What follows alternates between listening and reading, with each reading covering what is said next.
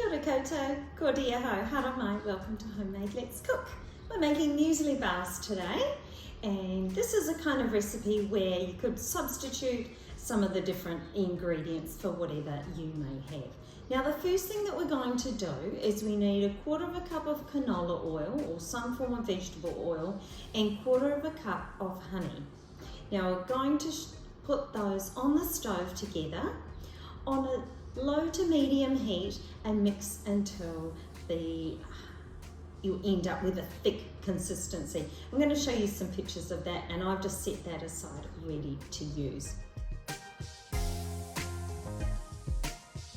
First of all, into our mixing bowl, we're going to have 1.5 cups of rolled oats, and we're usually using traditional rolled oats here, not quick or instant rolled oats, and that's probably a staple for any muesli bar. Also a staple will be your 1/2 cup of coconut. Into that we're also going to add 1/2 cup, did I say 1/2 cup of coconut? 1/2 cup of coconut, 1/2 cup of plain flour. I'm then going to add, put my hands on the measuring spoons, I'm going to add a teaspoon of cinnamon. I absolutely love cinnamon. Into that we're going to add a tablespoon of chia seeds. The packet I've got here is black and white chia seeds. It'll just be black ones, they could be white ones, it doesn't matter. And then we're going to add a tablespoon of linseeds. Now if you've got pepitas, you could add those as well. I'm also going to add a couple of tablespoons of these craisins, which are dried cranberries. You could also use raisins if you wanted to, or sultanas. Nice if they're cut up. And I'll just give that a bit of a stir. And into that, we're going to add our lovely thickened honey and canola mixture.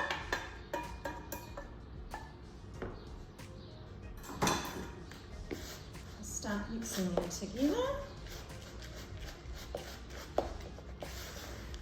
And our final ingredient is 2 eggs, and I've beaten these prior.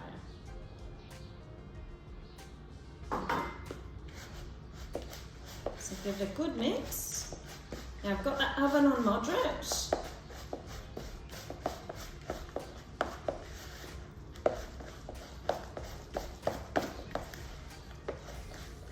Now if you think your mixture is a little bit too wet, you could add a little bit more flour, or maybe a little bit more of your oats. I'm going to add just a few more oats to this one. And when you put this in your pan, I'm just going to use my trusty square tin here. It won't be very thick. So just bring that across, and you'll see the mixture there. It's just looking like a wet muesli bar at the moment. And it'll be a little bit like putting in the base of one of your favourite slices. I mean, you could have this as a slice base if you wanted to, maybe with some caramel on top. And maybe some streusel on top of that. That sounds pretty nice. Make sure, of course, that you've got something up the sides, because this needs to come out in one piece. So just press it down into the sides of the tin. Your fingers are going to get a little bit messy, but that's just the nature of it. Now, how are we going to know when this is cooked? When it starts to be nice and brown on the top. Okay, so not a light golden brown, cook it for a little bit longer than that. It wants to be a slightly darker brown colour, but not burnt, of course.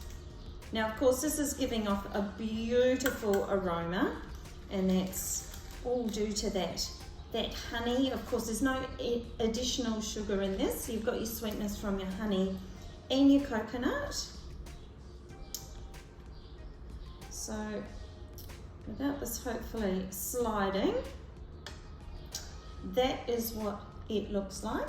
And it's going to go into the oven for about 20 minutes or 25. Keep an eye on it, and as I say, when it's a nice brown colour on top, it's ready to come out. And then we're going to cool it on a rack and then cut it up when it's cold.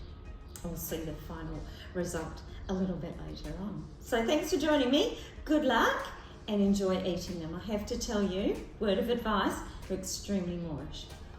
See you next time on Homemade Let's Cook. Thanks for joining me. Ka kite.